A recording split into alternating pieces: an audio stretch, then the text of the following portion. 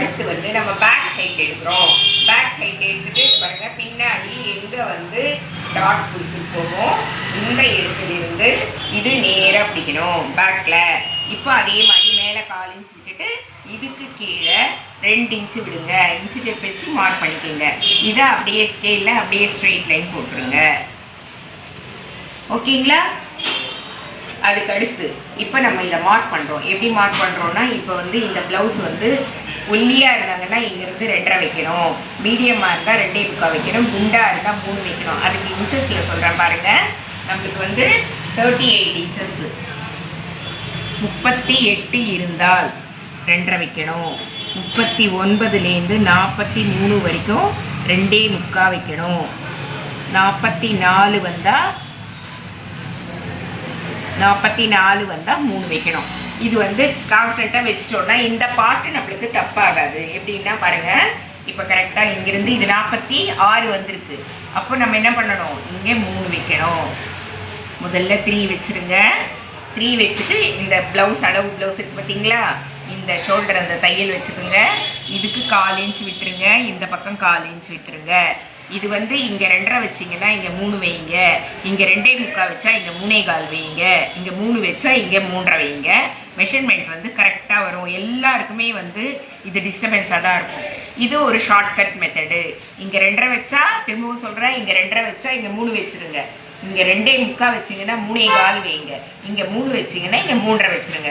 So இப்போ இது தப்பே ஆகாது. அப்போ நம்மளுக்கு என்ன ஆகும், நகரவே நகராது. பாயிண்ட் வந்து கரெக்டாக இருக்கும். இதுக்கு அடுத்து நம்ம வந்து இப்போ அளவு ப்ளவுஸ் வச்சு பண்ணுறோம். இன்ச்சஸ்னால் அது வேறு மாதிரி கணக்கு வரும்.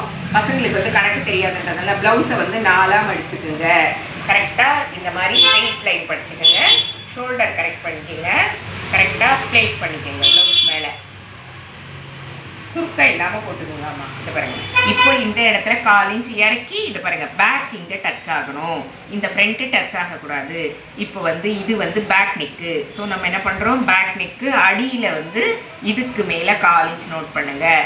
இப்போ வந்து இது கரெக்டாக இருக்குங்களா? இது பாருங்கள், இது வந்து கொக்கி இருக்குது பார்த்தீங்களா, இதுதான் ஃப்ரண்ட் நெக்கு. இது எங்கே இருக்கோ எதுவும் டச் பண்ணாதீங்க.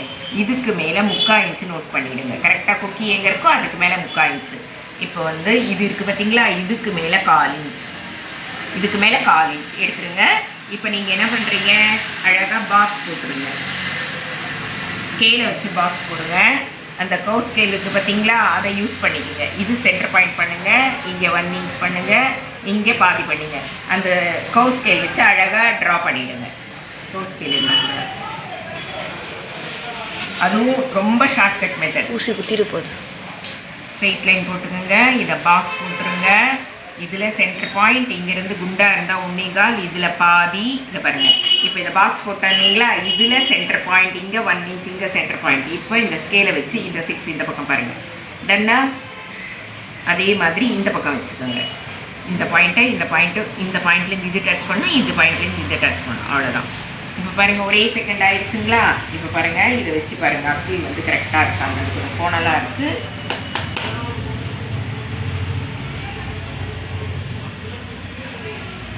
எனக்கு ஸ்கேல் வைக்க வராது, நான் நார்மலாகவே வரைவேன். பாருங்கள், இது வந்து இது பாருங்கள், இந்த அத்துல இருக்குது பார்த்தீங்களா, இது கரெக்டாக மடிச்சுக்கிட்டு இங்கே 1/4 இன்ச் அப்படியே வாங்க.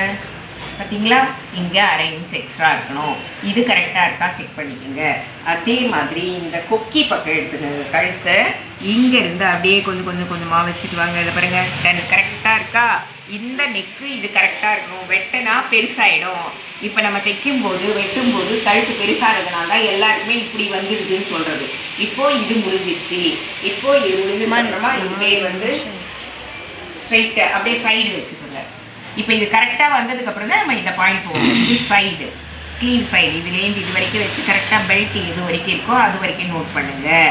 இது வந்து ஓப்பன், இதுலேருந்து கழுத்துலேருந்து இந்த பெல்ட் எது வரைக்கும் இருக்கோ வச்சுட்டு 3/4 இன்ச் தையலுக்கு விடுங்க. இது எதுக்காகன்னா, இங்கே நெக் பீஸ் வைக்கிறதுக்கு 1/4 இன்ச்சு, இந்த டாட் பிடிக்க 1/4 இன்ச், இது பெல்ட் வைக்க 1/4 இன்ச்சு. இப்போ உங்களுக்கு இது கூட வந்து ஈஸியாக வந்து நீங்கள் பண்ணலாம். இதை முதல்ல சென்டர் பண்ணிக்கோங்க. இது பாருங்கள், இந்த ஸ்கேலை இங்கே வச்சுக்கோங்க. எனக்கு எல்லாமே கையில் வரைஞ்சி ப்ராக்டிஸ்டா, எனக்கு இந்த ஸ்கேல் வச்சு பண்ண முடியாது. ஆனால் உங்களுக்காக நான் வந்து இது ஈஸி மெத்தடுன்றதுனால நான் காட்டுறேன்.